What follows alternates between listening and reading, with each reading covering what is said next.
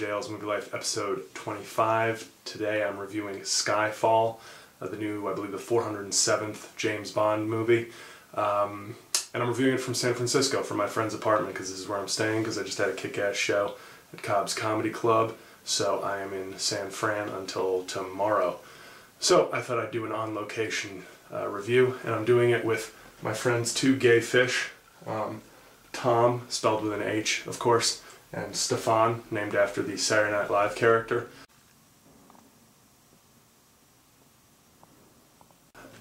The gist of the plot of Skyfall is someone wants to steal the secret identities, a database with all the secret identities of all the undercover MI6 agents, which would naturally be a disaster in the wrong hands. So James Bond is on the case, and after a near-death experience, though, very tense in the beginning. Awesome beginning sequence, by the way. They keep getting better and better in the Daniel Craig movies. This opening sequence is just, it's like they crammed all the action of the Bourne movies into one 15-minute opening. So it's pretty awesome. Bond, getting around in this movie. Unlike past iterations of James Bond, this particular James Bond bangs a lot of chicks. And in this one he bangs a black chick, or it's implied, a Latin chick, and a half-Asian chick. So a more inclusive tent under James Bond's scrotum.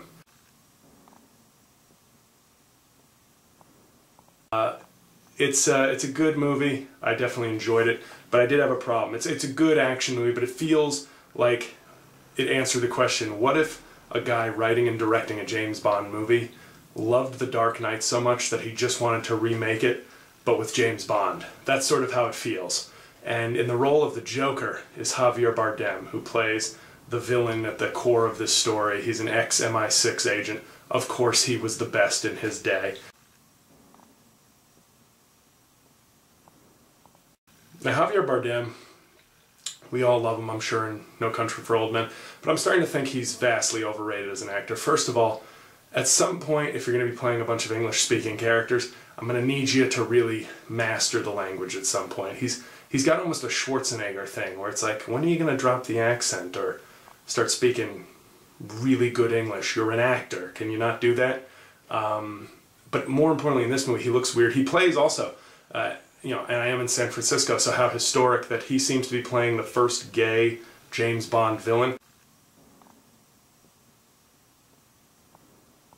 Now, there may have been gay villains in the past, all those Euro villains, and I just confused them with being British, but or Italian. But I think he's the first openly gay one, because he does give James Bond a sort of creepy once-over with his fingers.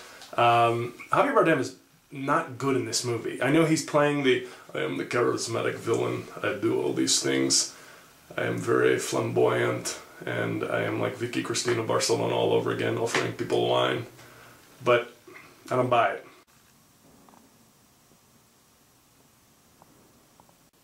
He's got this weird blonde hair thing going, bleached his eyebrows. I'm sure that's, you know, very brave choice as an actor by him. It looks ridiculous.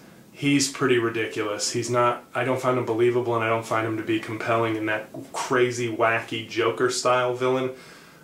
He would have been better suited being a sort of hardcore, just creepy, sadistic villain, where he had to speak less and act less. I'm telling you, I think he's overrated. I think people have just fallen in love with the accent, and whatever.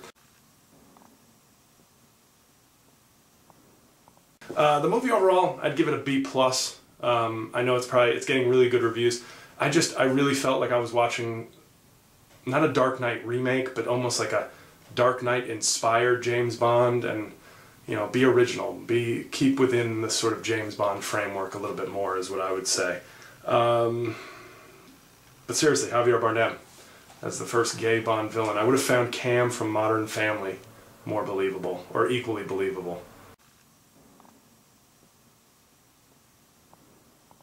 So that's this week's review. Skyfall coming up next week. Bonus episode, Lincoln. I'm seeing Lincoln before it opens nationwide, so look for that.